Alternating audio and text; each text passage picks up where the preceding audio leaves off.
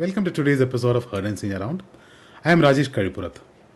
This is my take on macroeconomic and geoeconomic data points, which I find interesting. I hope you enjoy watching it as much as I enjoyed curating it. Cheers. Priced in means we don't want to explain it. Liquidity solves problems the way duct tape fixes engines. Politics is where simple problems go to become symbolic. Productivity advice works best for people who don't need it. Tail risks are invisible until they're the only thing you can see. Nifty 500 profits just grew 15% year on year, the strongest in 5 quarters. Nearly half the index delivered 15% plus PAT growth. At the same time, the upgrade to downgrade ratio is quietly turning up, suggesting analyst pessimism is easing, not worsening. So why the sudden earnings slowdown chatter? Simple. Narratives are moving faster than numbers, especially during volatile markets. When prices fall, stories darken. When prices rise, the same data suddenly looks resilient. Earnings aren't collapsing, expectations are being repriced. Follow the money and you will see sport morph into media. The 90s paid champions for performance, the 2000s paid icons for dominance. The 2010s and 2020s pay platforms, global audiences, sponsorship gravity and social reach.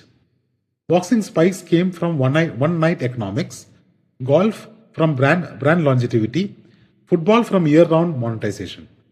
Today's biggest paydays aren't about trophies alone, they're about owning attention at scale. Athletes did not just get fitter, they got financialized. As Charlie Munger said, show me the incentives and I will show you the outcome. India pulled in $58 billion of FDI over the last year, up 10% year on year, but still well short of the $72 billion peak from 2021. Recovery is real, just not spectacular. What's different this time is composition. Data centers, manufacturing and digital infrastructure, slower money but stickier money. If even a chunk of announced projects convert from press releases to pouring concrete, inflows won't just rise, they will last longer. The US still dominates global tourism earnings, but the real standouts are Thailand, UAE, Japan and Spain. Countries that turn visas, airports and branding into export engines. India isn't dramatically behind China on paper, but once you adjust for population and GDP, the gap is obvious. Add Hong Kong and Macau, and China pulls far ahead. Tourism is low capex, job heavy and FX friendly, yet India treats it like a side business. The upside is massive, but it needs execution and not just incredible slogans. Japan was a textbook for rates can stay low forever. Now 2-year rates priced 2 years forward are rising. The yen is sliding and inflation is still behaving. That's a problem. Markets aren't reacting to today's inflation, they're pricing credibility, currency risk and exit costs. Monetary sovereignty buys time, not immunity. When investors start demanding compensation for duration and FX risk, theory meets term premium. Turns out even free lunches come with a bill, just later. Markets can ignore theory longer than theory can ignore markets. This is not my opinion, just the facts.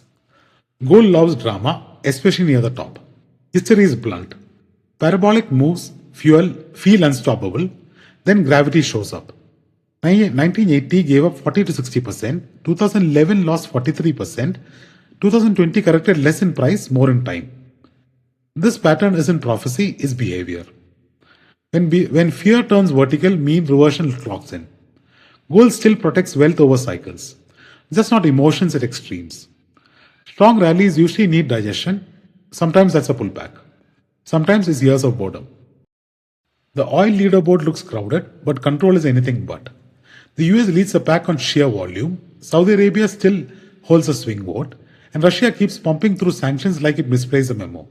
Everyone else, price takers and not price makers. The real takeaway isn't who produces most, it's who can change production without breaking a sweat. In today's market, oil prices aren't set by barrels alone, but by spare capacity, geopolitics, and who can afford to wait. Production shows muscle, flexibility shows power.